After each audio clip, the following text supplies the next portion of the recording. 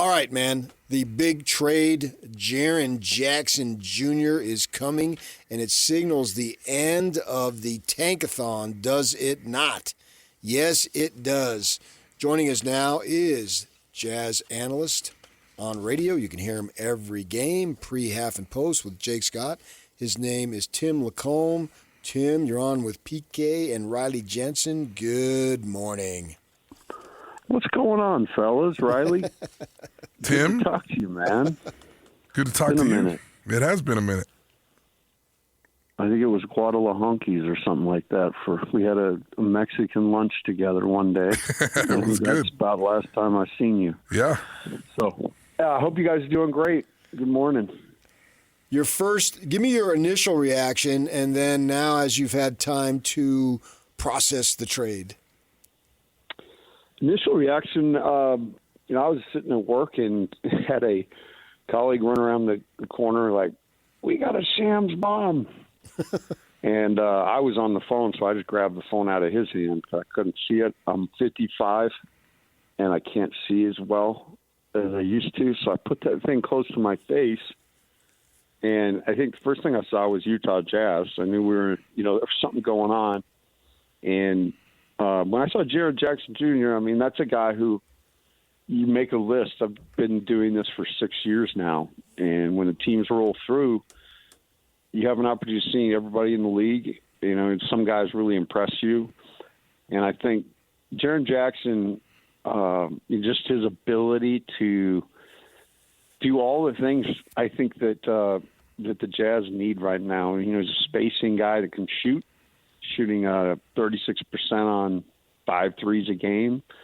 He's obviously got the ability to really abuse mismatches, and with a very big lineup out there, people have to pick their poison, who guards who. But overall, just the fact that dude's a 2-time All-Star and Defensive Player of the Year, it just signals that the Jazz they had their ear to the ground and struck when the opportunity presented itself. As a mental performance coach, I'm huge on just body language, and you know this as a coach. Like, it's so much easier to coach someone who seems to take coaching well, who's a good teammate, all those kind of things. In your observations of him, is he a mentally tough guy? Is he a team guy? Is he a leader? Like, what does he bring to the table that way? Yeah, I think everything I've heard, high character, very high character, well respected, well loved around Memphis.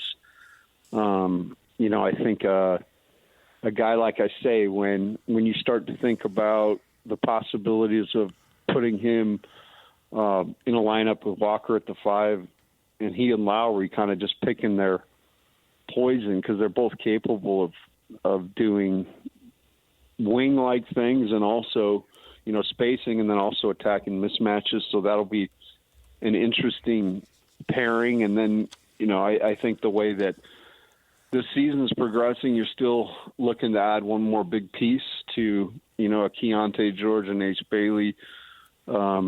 It's a thing where, yeah, he fits a lot of needs, but he also fits. And I think culturally, chemistry, he's a professional. And, I think what he's going to do is really be blown away by what this is like out here, what the ownership is like, what the coach is like, what the support on a nightly basis is like. And then most importantly, he's kind of getting distanced from what has been over the last 2 or 3 years of circus in Memphis because of all of the goings on with Ja. Yeah, I think that's a good point. Tim LaComb joining us. You can hear him as the Jazz radio analyst here on Pre, Half, and Post with Jake Scott before, during, and after every game. Yeah, I understand that completely, because that has been a mess there. Looked like it was something good, and then it got sideways, as Jerry Sloan would say, and just went down the toilet, basically. And here, now, especially with the stability that is there with management, ownership, coaching, and the players that are on the team, I think he's going to be able to come into an environment. And I always believed if you got players here and saw what it was about, they'll enjoy it. And we hear it from so many ex-players that they did enjoy it, especially after they had perspective of other different places. When you look at it, I'm not excited about his rebounding. His rebounding for a big man is not something that is that good. It's just not even averaging 6 boards. Marketing, obviously, he can do it. I mean, they all can do it, but their skill sets are indicative of doing something else. What do you think this means for Kessler? We know he's a restricted free agent there here this summer, and he wasn't given the contract, and then obviously he's out this year. To me, he becomes even more vital than he already has been. Yeah, I think so too. And I think from a distance, I think Walker's a smart guy. And, you mentioned the rebounding with Jaren. That's one thing that's always been interesting to me. And the only thing I can say to that is I've sat in this chair and watched different guys come from different situations into the Jazz. And, the one thing you get is you get a really high-level experience, skill development, and kind of refreshing all of the things, regardless of what part of your career you're in.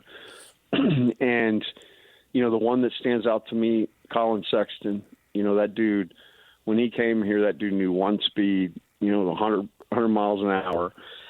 And he really played fast, and the rest, everything fell where it fell. And I think when he got here, Will really mentored him in a great way. He really kind of slowed him down. I think Colin became a more efficient player, using that speed still, using that burst and everything else, but just tempering in a little bit of basketball feel. And that's hard to get into somebody, but I saw Will do it. And the way he does it is he does it not through somebody else. He builds the relationships with guys. And, he's a guy who was able to tell Keontae George the truth this offseason, things that were deficient in his game that he needed to address.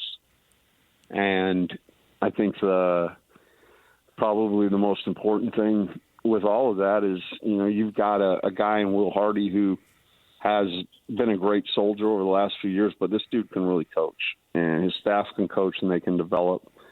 So I think with all that being said, I think there are things that every player has to address, but the beauty of the atmosphere and the culture in Utah, those aren't just things that sit out to the side that everybody knows are there, but nobody really addresses. Will does it. He addresses these things. And so in my mind, it's a fresh start for Jaren. He's out of a situation that's been tough. And like I say, he gets here with the support across the board. I think it's easier to maybe address some of the issues that he needs to address to become even better. Everybody talks about the fans, and the fans are tired of losing and all that kind of stuff. As a person who's been a coach, how refreshing and can this rejuvenate? And I'm not saying that the coaches aren't, motivated to coach, but is this helpful from a coaching standpoint as well? Your mentality, having kind of a new athlete to play with and to figure out like where he fits and how he fits. Does this help the morale of a coaching staff as well? I would definitely think so. In fact, I said last night on the post game that, Will, especially after winning the game last night as well in Indy, he had to be sitting back on that plane with his brain just flying with ideas. So I do think there's some rejuvenation, and you can really see the light at the end of the tunnel. You mentioned the fans, and I want to address one thing on that. I mean, I've had the beautiful opportunity to sit in that chair from the inception of what this rebuild is, and the way I've kind of talked about in an analogy in pre and post is watching a house get torn down to the studs and rebuilt, literally. And what has been fascinating to me is the number of people that have been so, critical of sawdust on the floor or, a part that hadn't arrived yet that needed to be put on the house. Of course, through the rebuild, there's not going to be many positive signs. You got to really kind of dig in and look. But I just want this, from when I started this 6 years ago, the Jazz were straight up against the cap with two players that basically didn't get along, a locker room that was somewhat divided, and, a future of maybe we can compete and get in the playoffs. But ultimately, I think everybody in the room knew they were up against it, and there's no way they could win a title. And so the hard thing to do at that point was do what they did. And it has been painful. There's no doubt about it.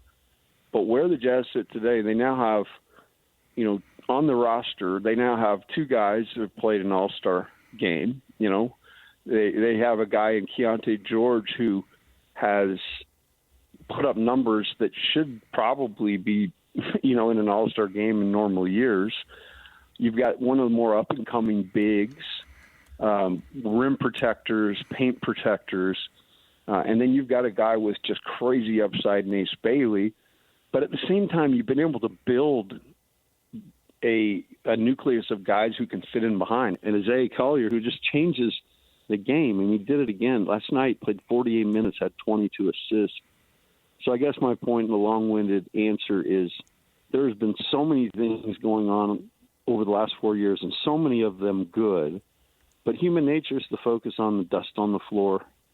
And that part has been interesting to me because there are people that are so myopic and so against this whole thing that they just will not even acknowledge the positive. And I think it's been important through the process, especially for Will Hardy, to keep his sanity.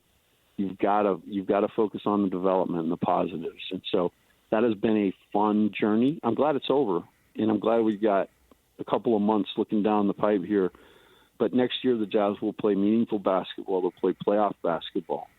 We'll be sitting out there. And, if all things come together, depending on how the year ends and what pick they add, I don't think it's out of the realm of possibility, nor does ChatGPT, who I had a major discussion with yesterday. Do we need a drum roll right now, Tim? The Jazz jumped to possibly, the slot that they put them in, all things being equal and not knowing exactly what other moves are going to be made, but somewhere in the 4 to 6 range in the West. Oh, Tim LaComb. That's ChatGPT, but I told you guys all along, I think without Jaren last year, I've been telling you how many were they going to win, PK? 45. That's what I was going to ask you. Did you now underestimate? Although you anticipated moves, obviously, because everybody makes moves. You didn't know what specifics. Right. Not that one. But here it is. That one. This one is the biggest Jazz move since, and probably akin to what Hornacek was at the time. That's what I was saying. You've been listening to the show. No, I haven't. I know. I actually just flipped over, but I will say you guys, great minds think alike. I did say, and I can't go back into the 80s off the top of my head like I can since I moved here in the 90s, and the impact that Hornacek had was undeniable. It was obvious. We all saw it. And so, they've acquired guys through draft and free agency. But as far as a trade, I thought it hasn't, it's been done. It's confirmed, but he hasn't played a game. But I'm expecting it to have the most impact and be the most impactful trade since Hornacek. Yeah. Well, we're on the same page with that one. Then, how many more of those can we get? Are there more Hornacek trades? Is there an ability to do that with 7 more first-round draft picks? Is 7 too many? No, I think it's and that's one other thing I was going to say. When the Jazz made the move, finally and decided to move Donovan and Rudy and kind of enter this phase. They were down 4 first-round draft picks, so you get 1 every year, right? For you, Jazz had traded and were negative or net -4, I believe, at the time. So the Jazz have done all this in a 4-year span, and they just use the cap space. But I think if you look at free agency over the next 2 years, there's nobody that could get like this. So money well spent, and then secondly, they are actually from -4, they're actually +4. So in all this, they've, they didn't give up anything, any of their first-round picks. They used other people's picks and other people's capital. It's really been a masterclass in how to do this, and it's taken longer, but there's no guarantees on timing. You got to be patient. You got to wait for a team like Memphis to implode and then go take their guy. Before we let you go, Tim LaComb joining us. We have no idea where they're going to end up drafting, right? But does it change your thought process on who they should draft with this trade? Meaning, they've got a tall front line and all that stuff, and do they need more help in the backcourt now? Say they win the lottery. That'd be awesome, right? And would you be more inclined to go with somebody like a Peterson, who's a little more perimeter player, as opposed to a Boozer, who's more of an inside player, or a slasher? They've got slashers now. I'm just wondering your thoughts on what do you think would happen when we get to the draft, how this trade, if at all, affects it. Well, I think, if they were fortunate enough to get the number one pick, I think they have their mindset. They're doing their work right now on what that would look like. Right. I still believe you'd probably take the best possible player. Sure, that's that philosophy, yeah. And I think it's either AJ or Darren. I'm leaning – I've been an AJ guy most of the year, but, the uncertainty of Darren's schedule and when he plays and when he doesn't, like how he played the first half against BYU, didn't play the second half. That stuff is a little scary to me, but at the same time, you could have said the same thing about Ace Bailey last year and his representation. So sometimes when you get the kid away from their people, they become normal. So there's a lot to uncover there. But bottom line, I think you just take, you take a guy that will complement what you're doing. And this seems to be, Keontae's 6'4", Ace 6'8", 7'1" wingspan. Walker 7'7", 6" wingspan. Jaren Jackson 6'10", 7'4" wingspan. Lowry Markkinen 6'10", 7-foot wingspan. You are huge. You are huge, and Thank you're you. skilled. Oh. So I've been waiting for that my whole life. Walked into that one, Tim. You walked into it. Like into the corner of the You wall. put it on a tee. And he does what he does when the ball's on the tee. He strikes. You need to be careful. Okay. DJ, where's DJ to take control of this thing? That's where he usually goes, DJ, PK, thanks, Similar. the old hook segue. Tim, we sure appreciate your time, and we will talk to you soon, okay? Hey, love you guys. Thanks.